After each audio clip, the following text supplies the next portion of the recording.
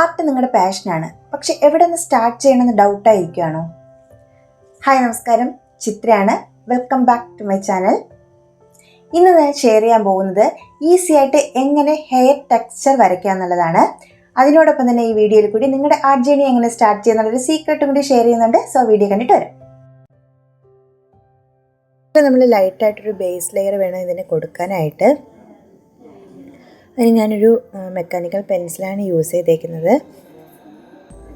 Base ലെയറിൽ നിന്ന് വേണം നമ്മൾ സ്റ്റെപ്പ് ബൈ സ്റ്റെപ്പായിട്ട് ഓരോ ഗ്രേഡ്സ് കൂട്ടി കൊടുക്കാനായിട്ട്. ഫസ്റ്റ് നമ്മൾ ഇതുപോലെ ലൈറ്റായിട്ട് ഒരു ബേസ് ലെയർ കൊടുക്കാം.